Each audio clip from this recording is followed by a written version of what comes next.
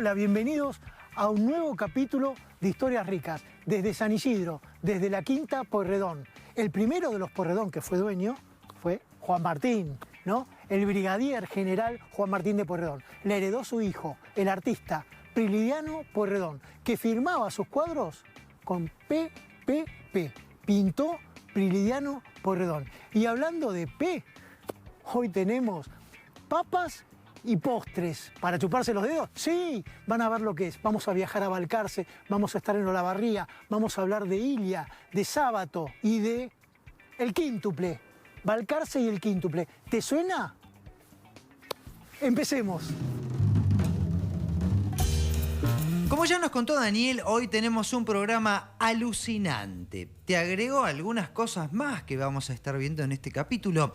Te vamos a contar qué pidió de comer Arturo Illia el día que asumió como presidente. Vas a aprender a hacer un sándwich rarísimo de la mano de don Ernesto Sábato y vas a descubrir la historia del postre Rogel y del postre Balcarce, dos clásicos nacionales. ¿Estamos listos para empezar? Lo vamos a hacer desde la mismísima tierra. Te invito a descubrir por qué las papas de Balcarce son sencillamente exquisitas. El gran intercambio que se produjo en 1492 a partir de la llegada de los europeos a América generó un cambio gastronómico muy importante. Tuvo a América como protagonista, por supuesto con el maíz, con el tomate y con la papa. La siembra a partir de 1886 en adelante gestó una papa de Balcarce que hoy es reconocida en todo el mundo. De eso vamos a hablar ahora. Pablo, bueno, estamos en donde todo nace, ¿no? Una papa, como decíamos, ¿no? Papa americana, papa que salió del continente americano, que en Europa generaba algunos resquemores, pero después se convirtió en el alimento, uno de los alimentos principales del mundo. Uno de los grandes alimentos del mundo, sí, que, bueno, fue después del descubrimiento de América que aparece, ¿no? Claro. Y en 1886, a 10 años después de la fundación de Balcarce, aparece don Cándido Castillo, que hace un cultivo de 3 hectáreas de papa y fundamentalmente a través de los inmigrantes españoles y italianos. Los italianos después dominaron más los italianos. El primero fue Cándido Castillo, que bueno, es un apellido español, pero luego los italianos fueron los que más introdujeron el cultivo de la papa acá. Ya que estamos hablando de papas, estaría bueno saber cómo llegaron a nuestra región. Presta mucha atención porque hay un dato increíble y el que lo sabe, obvio, es Daniel. ¿Cómo llegaron las papas a nuestro territorio? Bueno, por empezar, las teníamos en la región andina, en el norte y usándose para guisos. Sin embargo, el gran consumo de papas eran de importaciones. ¿De dónde llegaban? De Francia y de Inglaterra. Las teníamos ahí nomás y comíamos más papas inglesas y francesas. Bueno, fue así, pero además ellos incorporaron distintos tipos de cortes y allí es donde nosotros nos entusiasmamos con las papas. Y es muy importante porque empezó a ser compañero, por ejemplo, de los bifes. Un bife con papas a la inglesa era el clásico de una mesa de soldados, por ejemplo, de viajantes. Uno en un viaje en tren paraba en alguna estación y lo primero que pedía era ese bife con papas. Esto que acabamos de ver es similar al bife con papas que solía comer el almirante Brown todos los días a las 8 de la mañana, ¿te acordás? Lo contamos en el programa pasado. Así las papas fueron ganando terreno en nuestra mesa cotidiana. Ahora te invito a descubrir las características de las papas de Balcarce. ¿Qué característica tiene la papa Balcarce? El Balcarce lo que tiene es un clima muy especial donde, bueno, en el verano tiene buen sol, buena amplitud térmica. La amplitud térmica es lo fundamental para que acumule almidón la papa. Y después un invierno largo, donde hace que la papa se conserve durante mucho tiempo y haya un periodo largo de comercialización.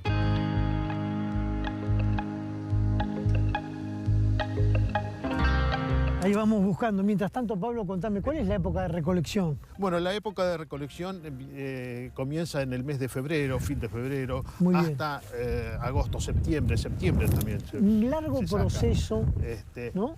Estas son variedades muy modernas. Esta es una chacra con toda la tecnología, es decir, con fertilizantes abundante fungicida, agua, Sí. el riego de lo mejor. Y por eso es una papa que puede dar entre alrededor de los 50.000 kilos. Excelente. Por hectárea. Bueno, claro. Desde aquellos comienzos, claro, en 1886, claro. a la fecha, se ha multiplicado. Sí, claro. Pero fíjate cómo en un rato, Pablo... ya sacó más de 1 kilo de papa, un kilo, claro, acá hay y algo. 1 kilo y algo de papa. Yo ya tengo resuelto el almuerzo acá. Seguimos conociendo más sobre las papas. Llega el momento de averiguar si las papas habían llegado a Europa antes de 1492. Papas en Europa antes de 1492, imposible. La papa es americana. Se cosechaba en las regiones andinas, donde no podían resolver la cosecha del maíz. Pero nuestras papas, las americanas, se preparaban de una manera muy particular. Los quechuas en el Imperio Inca las hacían fritas. Sí, fritas en grasa, papas fritas, pero no son las que vos te imaginás. Eran unas papas grandes que terminaban quedando muy cocidas por afuera, muy doradas y por dentro completamente crudas. Imposible no experimentar unas papas quechuas. Vamos a prepararlas. Calentás bien el aceite. Cuando está en su punto justo, metés una papa entera a freír. La lógica nos dice que es imposible que salga cocida por dentro. Una papa entera es muy gruesa. Si vas a probar esta receta en tu casa, aguantate, porque en el medio la papa va a estar crudita. Pero ahora conozcamos las diferentes variedades que se cosechan en Balcarce. Hay variedad de papas. Hay variedades de papa. A ver, contame un poco. Esta en particular es sajita. Se distinguen por el contenido de materia seca. ¿Qué sería la materia seca? La cantidad de almidón. Perfecto. Y que es el alimento la parte más que le gusta a la mesa de los argentinos. Claro. Nosotros tenemos, por ejemplo, en nuestro vocabulario, 2 tipos de papa frita. La papa frita que preparamos con un poco de aceite y después las papas fritas que comemos en el snack. El snack, sí. Claro.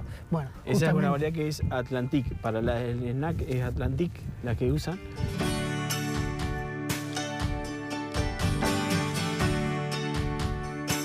Para mí, las historias familiares son las que nos llenan de orgullo, ¿no? Porque nos damos cuenta que ahí está la cultura del trabajo, ahí está la cultura de la disciplina para poder llevar adelante un proyecto. Cuando yo me siento en un restaurante y me pido una milanesa completa, ya vienen ahí las papas. ¿Mágicamente? No, por supuesto que no mágicamente. La magia está en el laburo, me imagino. Seguramente. Y después que la gente que trabaja en el campo es algo distinto. Hay que quererlo mucho al campo para estar en él, porque en el campo hace frío, hace calor, llueve, hay tierra y hay que aguantarse todo eso. Toda la familia colaboraba, porque hasta mi vieja trabajábamos en el campo y nada más que mi vieja 10 de la mañana dejaba a ella para ya venir a preparar la comida. Nosotros veníamos 1 hora después, pero todo fue así. ¿Y había una voz de mando? No, era todo muy familiar. Es decir, en una familia todos ya saben cada uno qué tiene que hacer. Cuando éramos más chicos, ya nosotros a la tardecita dejábamos de hacer y ya teníamos que ir a atar la vaca, o sea, el ternero, para el otro día ordeñar a la mañana. Entonces, unos trabajaban en la papa, pero otros se ordeñaban y se hacían queso y era todo muy familiar. Si me tuvieras que decir cuáles son las ventajas de la papa, ¿qué me dirías? Te digo que la papa es un cultivo apasionante. Es un cultivo que vos estás todo el año dedicándole, porque te lleva los 365 días del año, porque en esta zona, como ya lo hemos dicho, en el invierno, al ser tan largo, se puede cosechar la papa en distintos meses. Pero, ¿qué tiene la papa diferente comparado con los otros cultivos? Por ejemplo, un maíz tarda, de que lo sembrás en octubre hasta que lo cosechás en el invierno, te tarda 8 meses en hacer la cosecha. En cambio, la papa te produce hoy por hoy, una papa de tecnología, te produce 50, 60 toneladas por hectárea y lo estamos haciendo en 4 meses.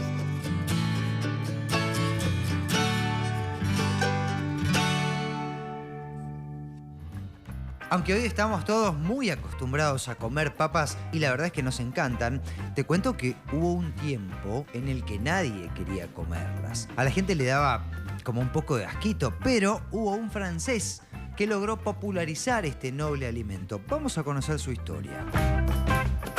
¿Cómo le costó a la papa ingresar al menú de los europeos? Pero hubo un hecho fundamental para que se lograra. Antoine Parmentier había quedado prisionero durante la Guerra de los 7 años, prisionero del lado de Alemania, en Westfalia, y descubrió algo. En esa época, los prisioneros franceses sobrevivían más que los prisioneros alemanes en Francia. ¿Y cómo era posible? La alimentación. Porque los prisioneros franceses eran alimentados con papas.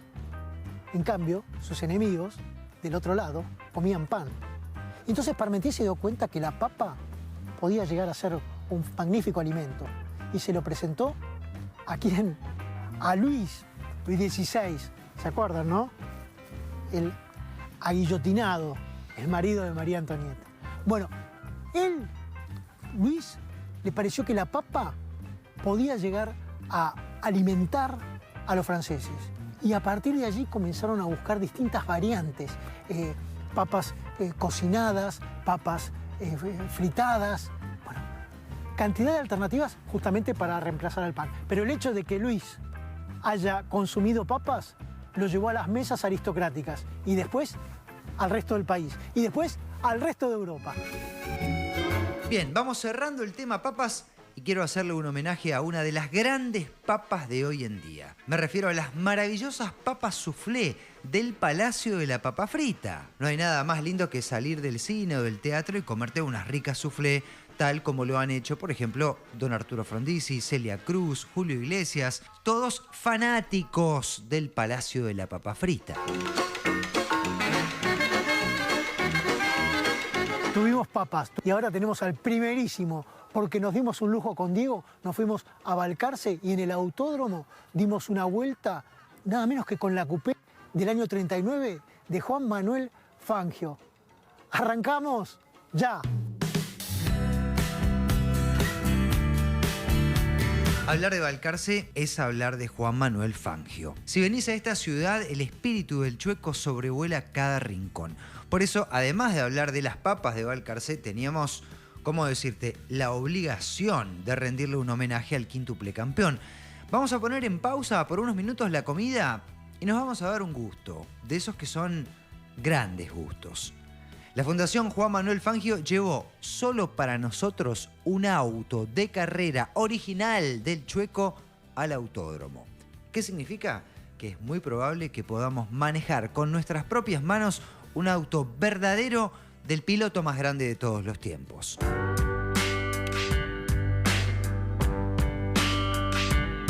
Si elegimos un lugar en Balcarce especial por lo que significa, creo que estamos en el lugar indicado.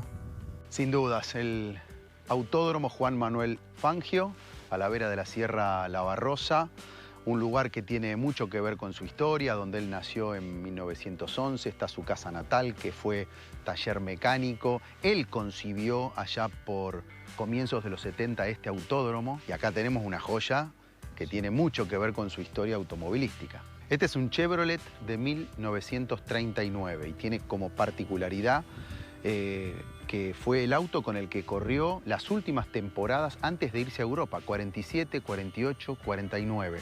Después se fue a Europa y fue campeón del mundo. Fantástico, mira estos faroles, ¿no? Uno las ha visto tantas veces estas imágenes en fotos de revistas automovilísticas y de repente estar aquí abrazado al auto, bueno, es una emoción. Ojo que no hay cuarta, ¿eh? No, tercera. Hasta y los cambio con la mano izquierda. Pues fíjate, aparte, bueno, un volante con lo más básico que puede llegar a tener, un espejito retrovisor y empezar a darle kilómetros y kilómetros con un montón de autos corriéndonos atrás queriendo pasarnos, ¿eh? Totalmente. Es una sensación única estar en un auto y en las butacas donde se sentó el quíntuple Juan Manuel Fangio, que es, más allá de la cantidad de títulos, sigue siendo hoy admirado por todo. Fue admirado por Senna y lo es hoy por Lewis Hamilton.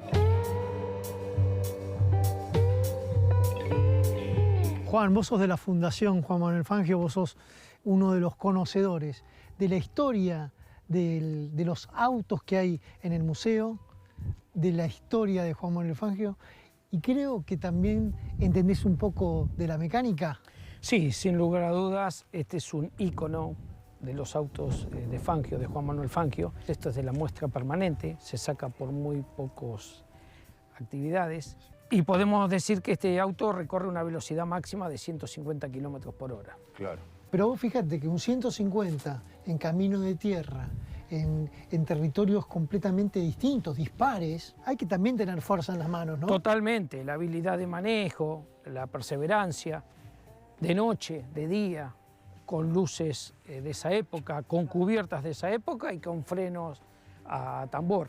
Y los accidentes. Es más, este auto tiene la lamentable historia que se mata en la Buenos Aires-Caracas en el 48, es su acompañante y amigo Daniel Urrutia, que eso lo marca para toda la historia de tratar de no llevar acompañantes en sus competencias. Claro. Decime una cosa, ¿podemos dar una vueltita? Dale, vamos. ¿Sí? Y conocemos un poquito más de historia y en este autódromo que lleva su nombre y que él fue su mentor.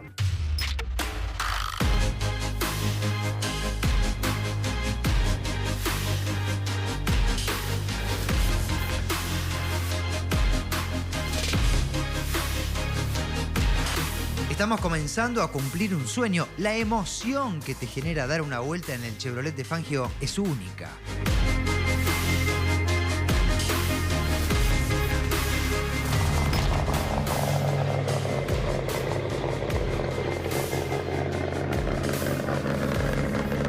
¡Y Dani! ¡Terrible!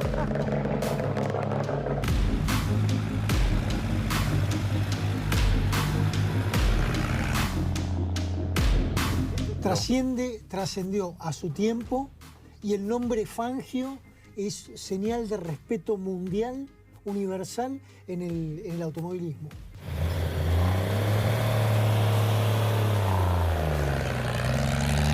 Bien, ya está. Claramente estamos cumpliendo un sueño de pibes. Nos tocó un día fantástico en este autódromo a la vera de la Sierra La Barrosa. La verdad es que no podemos pedir nada más. La sonrisa de Daniel te lo dice todo. Es un privilegio que te permitan manejar un auto con tanta historia. Queremos agradecerle mucho a los amigos de la Fundación Fangio que tuvieron esta amabilidad de permitirnos experimentar semejante alegría y semejante emoción.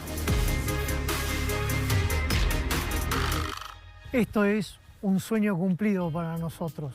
No sé, Diego, cómo lo viviste, la emoción. Un momento único. Único. Yo creo que ya no podés ofrecer más nada, ¿eh? Mirá, yo creo que esto se hacía solamente con pasión. Nosotros de la Fundación queremos agradecerlo por difundir y por visitarnos y esto hay más para ofrecer. ¿Cómo que hay más? Sí, queda el asado. Ah, bueno. El típico asado en el casco. En el Casi casco. los esperamos. ¿Qué casco? El casco de Juan Manuel Fangio, de la Fundación. Completa, ¿eh? Completa, gracias. Nos vemos allá. Dale, Dale, vamos, Gracias. vamos. Genial.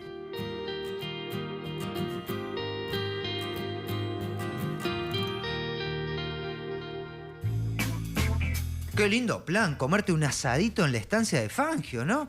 Más tarde vamos a ir. Ahora, te voy a proponer jugar un poquito con las fechas y más específicamente con el 24 de junio. Vas a ver cómo confluyen en la misma fecha Fangio, El dulce de leche y Ernesto Sábato. 24 de junio de 1829, Pacto de Cañuelas, donde se supone que en esa reunión entre Rosas y Lavalle nació el dulce de leche. Bueno, no fue ahí, pero la fecha es importante, porque el 24 de junio nacieron Fangio y también Ernesto Sábato. Y por eso nos vamos de Balcarce a Santos Lugares para hablar con Luciana del gran escritor.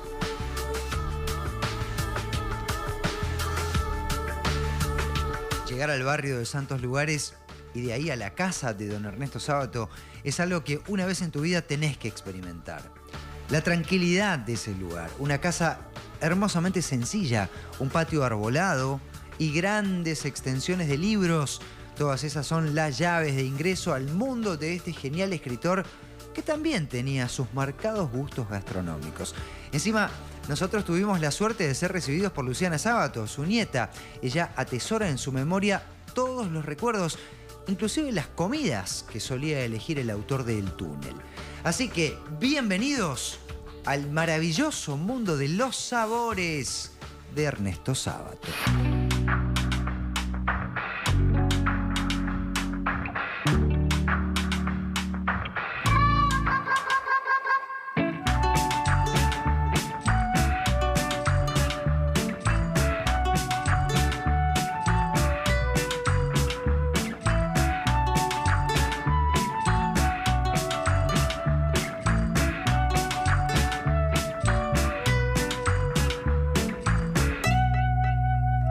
Soy Luciana Sábato, soy la nieta de Ernesto Sábato y la que está acá en la casa de Ernesto Sábato, la que abre al público la casa y hace las visitas guiadas junto con Guido Sábato, que es mi hermano.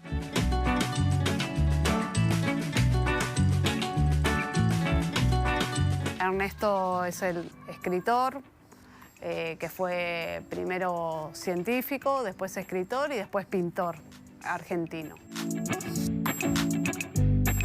Matilde fue su mujer, la que lo ayudaba, le corregía las cosas que él iba escribiendo, escribía con él y fue su coequiper, ¿no? Siempre digo que sí, no hay un Ernesto sin Matilde atrás.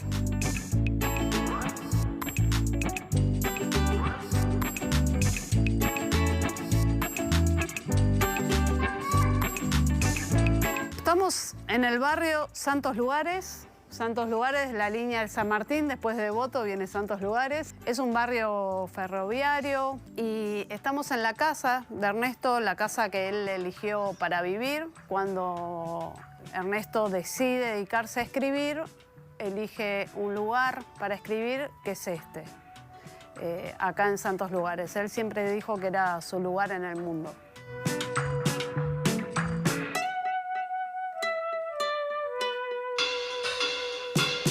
Escribió El Túnel, Sobre Héroes y Tumbas y Abadón, 13 años entre cada novela y entre medio fue escribiendo varios ensayos, entre ellos Hombres y Engranajes, Heterodoxia, Apologías y Rechazos, El escritor y sus fantasmas y finalmente Antes del fin, que es su autobiografía que le escribe ya llegando muy en su vejez.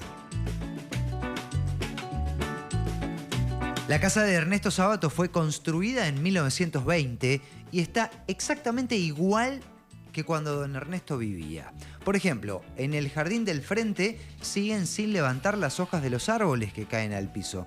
¿Por qué? Porque a don Ernesto le encantaba ese detalle para caminar sobre ellas. Los cipreses, las palmeras y sobre todo la estatua de la diosa Ceres, traída del Parque Lezama, le dan un marco único a este rincón del barrio de Santos Lugares, en donde solía juntarse la familia Sábato todos los fines de semana. Nosotros veníamos todos los viernes, los 6 nietos, nos quedábamos a dormir los viernes, de chiquitos, ¿no?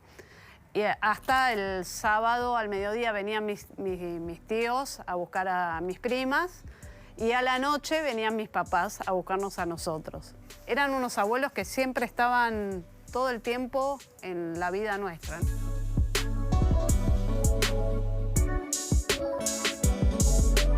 El escritor de Sobre Héroes y Tumbas disfrutaba muchísimo de esta casa. Trabajaba, pintaba, recibía visitas constantemente. Este era su lugar en el mundo. Él amaba el barrio de Santos Lugares y realmente era profeta en su tierra, porque la gente del barrio quería y respetaba mucho a don Ernesto. Tal es así que al día de hoy se lo sigue recordando en las calles del barrio con un festival popular maravilloso en donde los mismos vecinos le rinden tributo y lo recuerdan cada año. Se llama, por supuesto, Festival Sábato y es alucinante. Ahora sí, te invito a descubrir el perfil sibarita de Ernesto Sábato.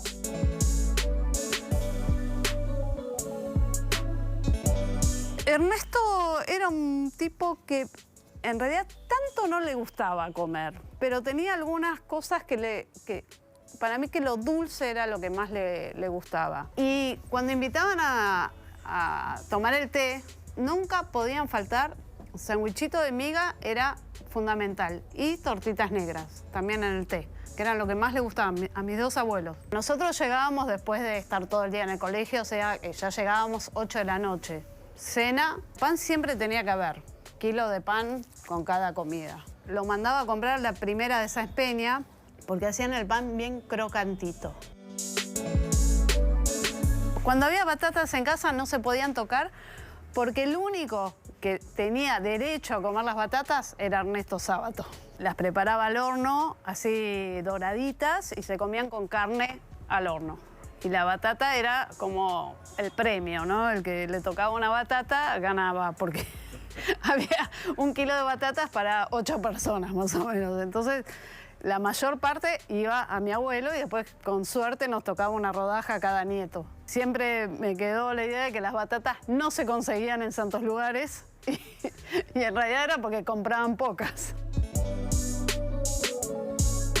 Ahora Luciana nos va a presentar el plato salado que más le gustaba a su abuelo. Y me refiero al pastel de arvejas. Se hace con puré, un puré preparado con huevo batido, leche, manteca y mucho queso de rallar, eso es fundamental. Y después se hace un relleno que puede variar entre arvejas o acelga. Y el relleno se hace como se hace el de carne, con cebolla, morrón, fritada, y después se le agrega las arvejas, huevo batido y queso de rallar. Y eso se gratina al horno. Tiene que quedar bien gratinado para que quede como crocantito. Y bueno, esa era una de las comidas que más se comían en esta casa, en la casa de mis abuelos. Vamos repasando el menú preferido de don Ernesto Sábato. Triples de miga cuando tenía visitas. Tortitas negras casi a diario. Las batatas en rodajas al horno eran casi su predilección. Y el pastel de arvejas gratinado también lo podía. Ahora, ¿querés saber qué le gustaba de postre a Ernesto Sábato? Te aseguro que te va a sorprender. Cuando terminaba de comer pedía el pan, pedía el chocolate. Entonces, muy así como... Para mí era como bruto, lo hacía. Abría el pan así, metía una barra así y se comía esto. Claro, tenía que ser chocolate medio amargo con el pan.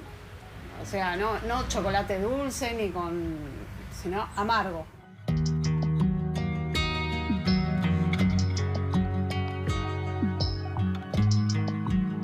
Ya estamos abriendo, hacemos las visitas todos los sábados, así que, bueno, los invitamos a que vengan a la casa de Ernesto y Matilde.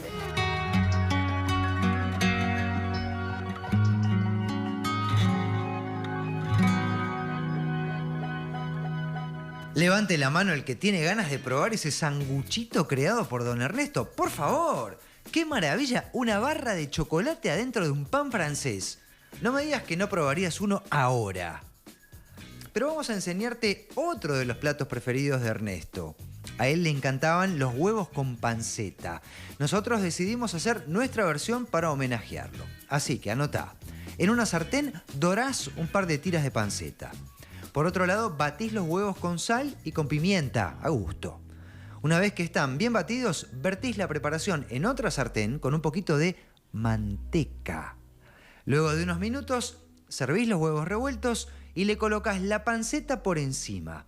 Así tenés unos espectaculares huevos con panceta a la Ernesto Sábato. Probalos en casa. ¿Cómo viene este programa, eh? Bueno, un pequeño corte y volvemos. Pero antes, un entremés histórico. No se vayan. En los años 80, no hace mucho, comenzó a imponerse el sushi, o principalmente, digamos, los restaurantes japoneses, en donde el sushi era prácticamente una entrada. No tenía el lugar que terminó ocupando ahora. Pero había un fanático del sushi, o más bien del sashimi. ¿Quién?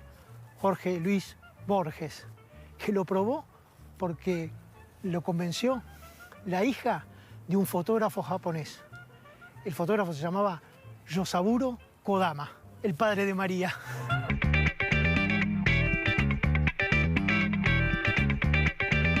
Ya estamos de regreso para más historias ricas, riquísimas.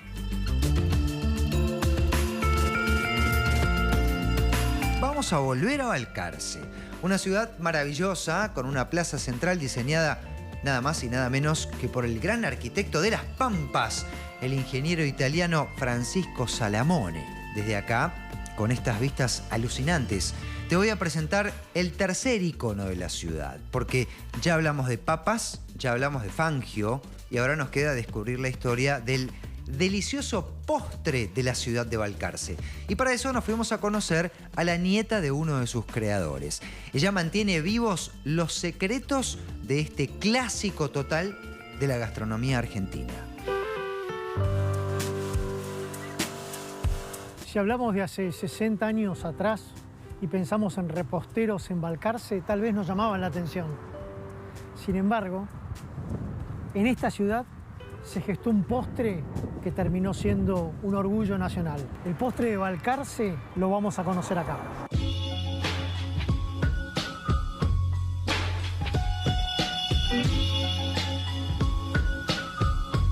Natalia, acá me trajiste, además de un rico café, por supuesto, un postre al que le estoy viendo azúcar impalpable y ralladura de coco. Pero así a la vista ya estoy reconociendo algo acá, ¿no? A la vista estás reconociendo algo y bueno, cuando veas el interior no vas a poder no probarlo. Es el postre Balcarce. Es el auténtico postre de la ciudad de Balcarce. Es un postre, digo yo, con historia y bueno, personalmente historia familiar porque nosotros lo elaboramos tal cual lo hacía mi abuelo. Mi abuelo era el pastelero de Guillermo Talú. Guillermo Talú fue el creador del postre Balcarce y el que vendió la marca después a Mar del Plata.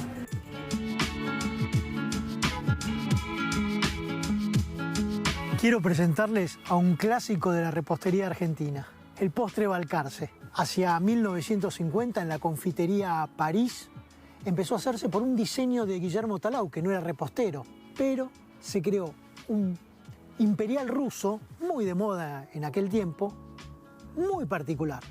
Y el Balcarce se hizo muy famoso. Tan popular que cuando Talú, por unos motivos personales, se fue a Mar del Plata, lo empezaron a vender en la costa y fue un éxito de los veranos. Ahí lo llamaban postre de Balcarce, postre de Balcarce. Bueno, uno de los pasteleros que trabajaba con Talú se llamaba Ángel Cerezuela. Natalia nos va a contar algunos secretos y vamos a comer rico. Puede ser, y vos me vas a saber decir mejor, que Talú le dijo a tu abuelo más o menos qué era lo que buscaba y que tu abuelo fue el que le encontró la vuelta. Hay varias versiones. Yo siempre cuento lo que me enseñaron a mí, lo que me contaron a mí, lo que aprendí desde muy chiquita y escuché siempre en conversaciones de mi familia. Yo creo que el postre debe haber sido un poco creación de Talú, pero Talú no era pastelero. El postre en realidad surge por una necesidad porque nosotros tenemos acá en Balcarce unos alfajores que son muy parecidos a lo que es el alfajor cordobés. La masa es como una masa bomba y bueno, para esa masa en realidad se usan muchas yemas.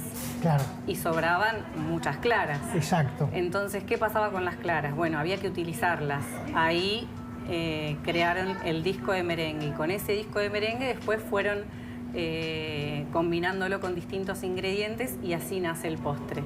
Ya por fuera lo reconocemos, pero deberías cortarlo. ¿Querés que lo corte y así con el café podemos ver un probás poco de qué se trata? de qué se trata?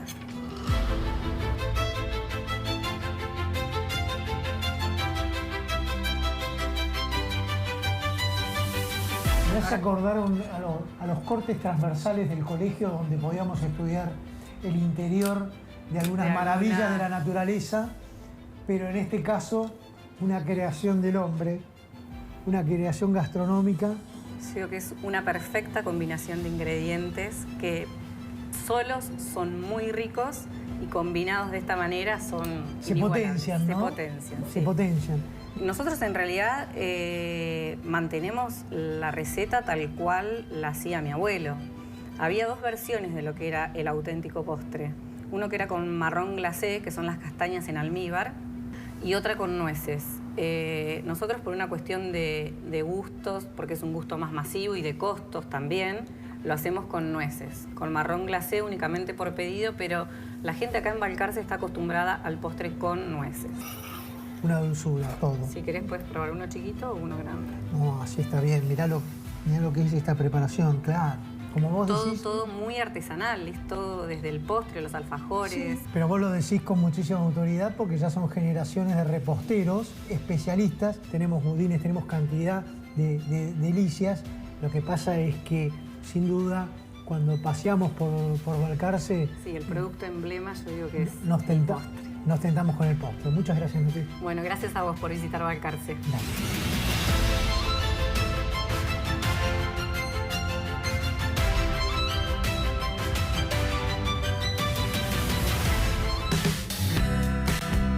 Ya que hablamos de postres con ADN argentino, no podemos dejar de nombrar al Rogel.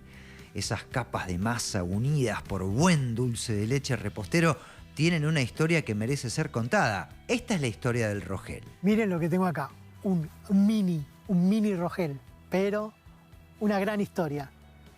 Rogelia Iglesias, en la zona de Las Cañitas, comenzó a hacer este postre con un secreto: el dulce de leche líquido. Atendía a los pocos que iban a comprarle en el garage de su casa. Y el negocio comenzó a crecer. Toda la familia ayudaba a Rogelia para preparar este postre. No tenía nombre, pero a partir de allí comenzaron a identificarlo como postre Rogel, por Rogelia. Bueno, el postre Rogel se hizo famoso en todo Buenos Aires. Hasta actores de cine conocidos, Luis Andrini, iban a comprar el Rogel a Las Cañitas. Cuando murió Rogelia, el marido vendió todos los aparatos y la fórmula del Rogel. Y entonces una nueva familia comenzó la distribución, hasta que se multiplicó. Y hoy, Rogel de Palermo es un clásico de toda la Argentina. Quedan algunos clásicos más por descubrir. En el próximo bloque vamos a viajar a Pergamino para hablar del puchero de don Arturo Illia. Y como yapa, te vamos a llevar al Museo Fangio de Balcarce. Venimos a todo ritmo, por eso un pequeño corte, pero antes un entremés histórico. Y volvemos rapidísimo. En 1620, el gobernador Diego de Góngora en Buenos Aires prohibió que los caballos quedaran cerca de las pulperías, en las esquinas. Impedían el paso y llenaban de bosta. Bueno, un hombre que se llamaba Genario Romero, un paisano que llegó desde Luján, no conocía las disposiciones, paró en la puerta de una pulpería, dejó el caballo y cuando salió no estaba. Sí, no se lo llevó la grúa, pero más o menos. Bueno, se lo llevaron al fuerte al caballo y tuvo que pagar una multa para recuperarlo. ¿Cuál era la multa? Una gallina. Consiguió una gallina, pagó la multa y recuperó el caballo. Pero el caballo mal estacionado. La cuestión es que el gobernador ese día parece que se comió un pucherito de gallina.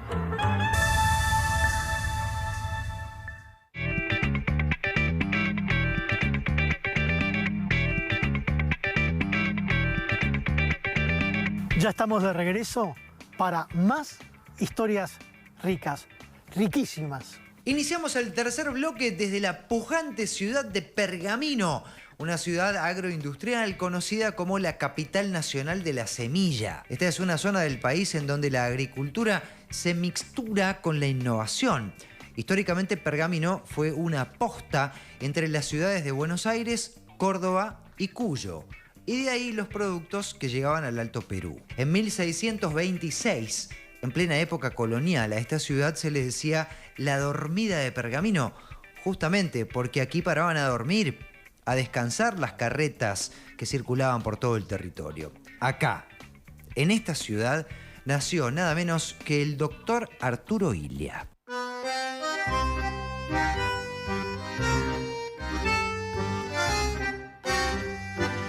En esta casa, en el año 1900, nació Arturo Umberto Illia. Sus padres eran inmigrantes italianos de la Lombardía. En Pergamino, el negocio familiar fue la fabricación de ladrillos. En esta casa, el joven Illia dio sus primeros pasos en la vida para luego estudiar medicina en la ciudad de La Plata y conocer a Hipólito Yrigoyen, que lo ayudó a convertirse en médico ferroviario. La vida lo fue llevando hasta Córdoba.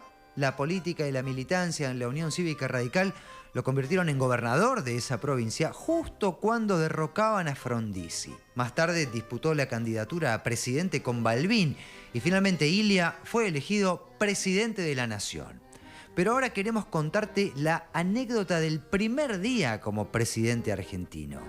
¿Te imaginas qué comió Arturo Illia apenas asumió? 12 de octubre de 1963. Ese día asumió la presidencia Arturo Umberto Illia y se quedó en la Casa Rosada a la noche comiendo con 4 amigos. Pidió que le prepararan un buen puchero de gallina. ¡Oh! Terminó la comida y le dijo al mozo, Pompilio se llamaba, venga Pompilio, ¿puedes llamar a todo el personal de la cocina? Bueno, nos van a saludar, fueron todos muy contentos. Illia los miró serio y les dijo, esto no es gallina. ¿Cómo que no es gallina? No, señor, no sé qué me dieron de comer, pero nunca más me cambien el plato. El cocinero dijo, por favor, señor presidente, yo mismo la maté. Don Arturo dijo, ya sé, lo que pasa es que quería romper el hielo de alguna manera. Y bueno, todos amigos, y se comió ese pucherazo en la Casa Rosada. Gran puchero debe haber sido el que comieron durante la asunción de don Arturo. Ahora, tal como te prometí hace un ratito, vamos a volver a Balcarce porque nos quedó en el tintero dar un breve recorrido por el Museo Fangio. Te invito a descubrir la historia a bordo de 4 ruedas de la mano de Alfredo, el director del museo.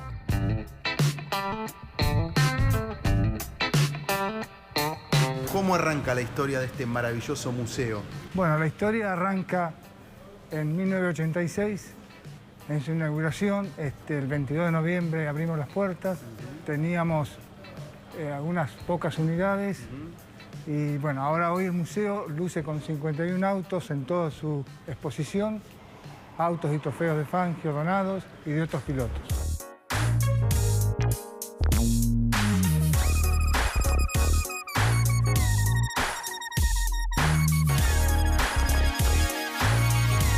¿Cuáles son los vehículos más emblemáticos? La Coupé Chevrolet de Fangio, que ganó el campeonato del 41 y del 42, unidades como el Flecha de Plata. Podemos ver el Torino número 3, el original. Acá está el Torino de Nürburgring. Exactamente. Y mientras vemos el codiciado Torino de Nürburgring, te voy a ir contando qué le gustaba comer a Fangio. Todos estos datos se los preguntamos a su sobrino, Carlos Lenzi, así que todo está chequeado. ¿Qué comía el chueco? Bueno, tenía 4 comidas preferidas, Juan Manuel. La primera que te voy a mostrar es esta. A Fangio le encantaban los tallarines con salsa de tomate. Así de básico y de simple. Tallarines caseros al dente con una salsa de tomate bien livianita. Ya te voy a contar cuáles eran los otros 3 platos preferidos del campeón. Pero ahora te invito a descubrir una réplica de su taller.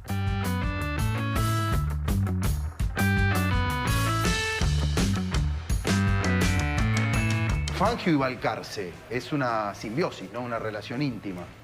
Sí, Fangio, por decirte algo, él, con la ayuda del pueblo de Balcarce, compra su primera unidad. Esta unidad fue la que le permitió correr en premios, en grandes premios internacionales en Argentina. Y bueno, él siempre dijo que por agradecimiento a la gente de Balcarce, él quería su museo en Balcarce. O sea, en su pago chico está su legado. Exactamente.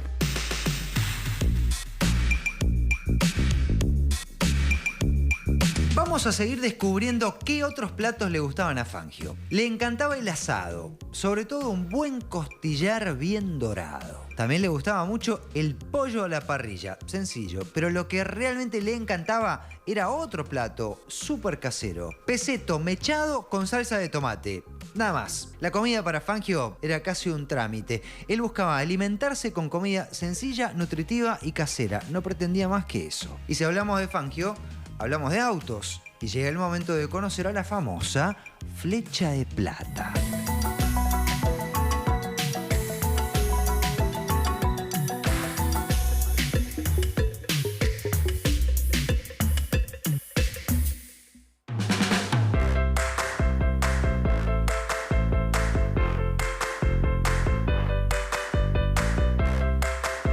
Prometido es deuda, te vamos mostrando imágenes de la estancia La Prudencia, donde solía dormir Juan Manuel Fangio cuando visitaba Balcarce. Y aprovecho desde acá para resumir todo lo que vimos en el capítulo de hoy. Arrancamos aquí, en Balcarce, con las papas.